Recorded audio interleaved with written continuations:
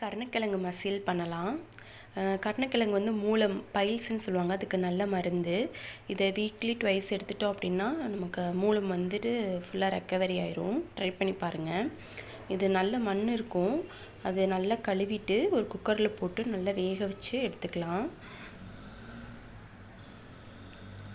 இப்போ இதை ஒரு குக்கருக்கு மாற்றிட்டு ஒரு 5 விசில் விடுங்க, நல்லா வெந்துடும். இப்போ வெந்துடுச்சு. இதோட தோலெல்லாம் ஸ்கின்னெல்லாம் ரிமூவ் பண்ணிவிட்டு இதை வந்து நல்லா ஸ்மாஷர் வச்சு நல்லா மசிச்சு விட்டுக்கோங்க. இப்போ இந்த அளவுக்கு நல்லா ஸ்மாஷ் பண்ணிவிட்டு இதில் வந்து மசாலா ஆட் பண்ணிக்கலாம்.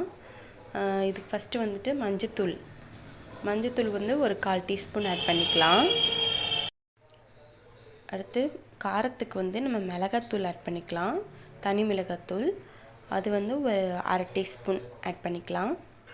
ஆட் பண்ணிவிட்டு இது வந்து நாக்கு அரிக்கும், அதனால இதில் நம்ம புளி சேர்த்துக்கணும். இப்போ புளி கரைசல் இதில் சேர்த்துக்கலாம். சேர்த்துட்டு இதை நல்லா மிக்ஸ் பண்ணிக்கோங்க.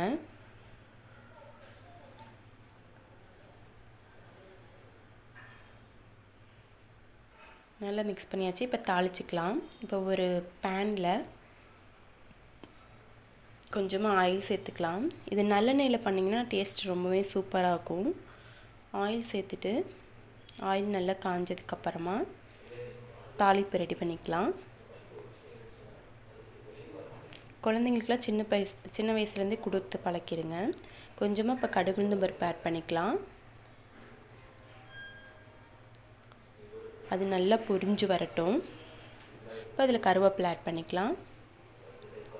அதுக்கப்புறம் சின்ன வெங்காயம் நறுக்கி வச்சுருக்க சின்ன வெங்காயத்தை ஆட் பண்ணிக்கலாம். அதில் ஆட் பண்ணிவிட்டு இதை நல்லா வதக்கி விட்டுக்கோங்க.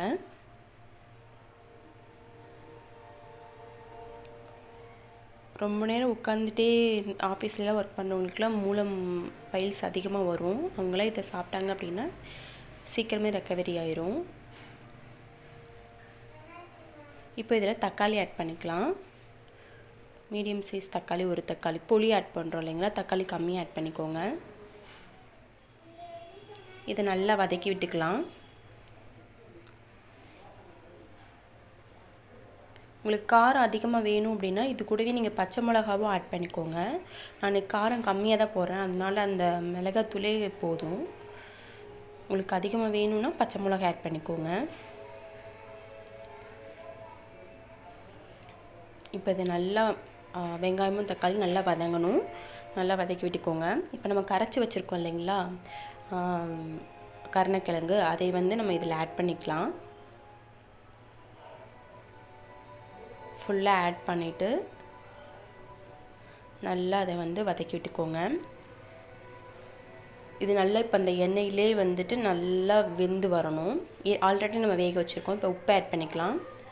ஆல்ரெடி நம்ம வேக வச்சு தான் வச்சுருக்குறோம், அதனால் அந்த எண்ணெயிலேயே வந்துட்டு அந்த புளியோடு சேர்ந்து அது நல்லா வெந்து வந்துச்சு அப்படின்னா நாக்கில் வந்து நம்ம அரிக்காது.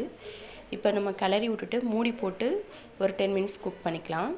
இப்போ குக் பண்ணியாச்சு பாருங்கள், நல்லா வத்தி வந்துருச்சு. அவ்வளோதான். இது வந்து நீங்கள் சாம்பார் சாப்பாடு அது கூடலாம் சாப்பிட்டிங்கன்னா ரொம்ப டேஸ்ட்டாக இருக்கும். இது கண்டிப்பாக ட்ரை பண்ணி பாருங்கள்.